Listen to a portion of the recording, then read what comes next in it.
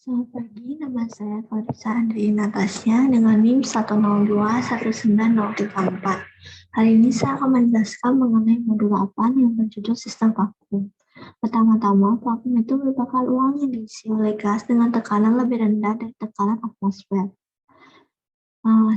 Tekanan atmosfer itu sebenarnya 1 atm atau 760 torr, sehingga tidak mempengaruhi suatu proses yang dilakukan dalam ruangan tersebut. Pada keadaan tekanan yang rendah, jumlah molekul udara akan menjadi sangat sedikit, sehingga interaksi antar molekul menjadi minim dan dapat diasumsikan sebagai gas ideal. Berdasarkan rentang tingkat vakum dapat dibagi menjadi beberapa rentang, yaitu low and medium vacuum, high vacuum, dan ultra high vacuum.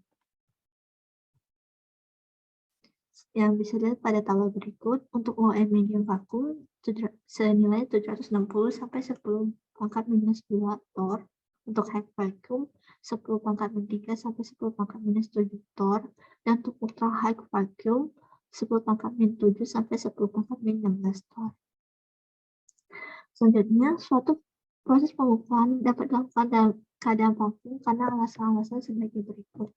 Yang pertama, untuk memindahkan proses partikel agar dapat terjadi reaksi fisika atau kimia selama proses berlangsung. Sebagai contoh, proses vacuum melting pada logam reaktif seperti TI.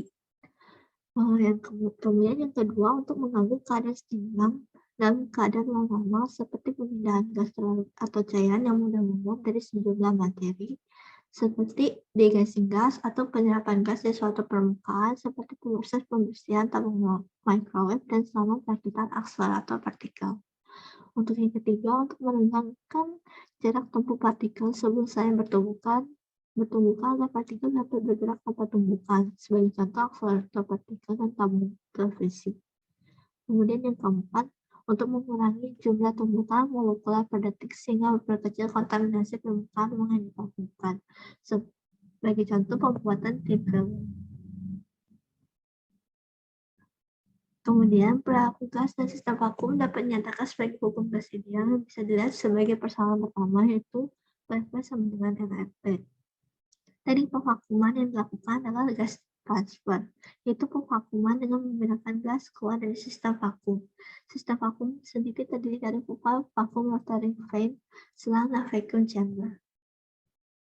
Kemudian, kemampuan transfer gas vakum ditandai dengan laju pemvakuman pompa atau SP, dan dengan laju pemvakuman sistem vakum atau S yang bergantung pada konduktivitas selang atau F, dan tekanan minimum pemvakuman disebut sebagai tekanan residu atau PR yang bisa dinyatakan dalam persamaan kedua.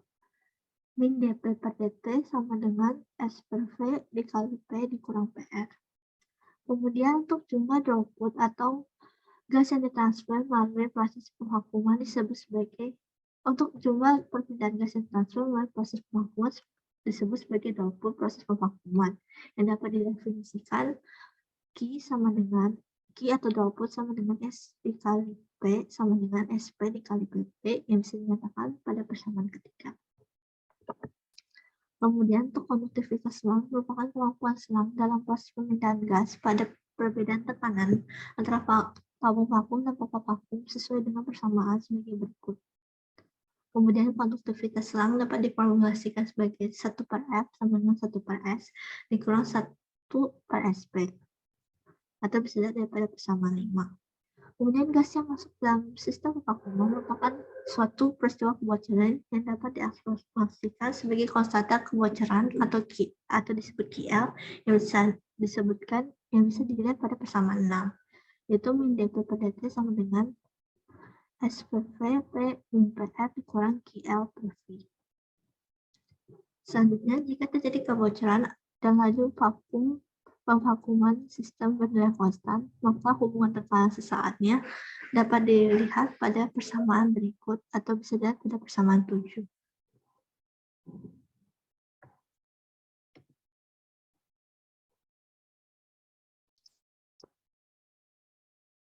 Sekian dari saya menyampaikan teori dasar dari sistem vakum. Terima kasih.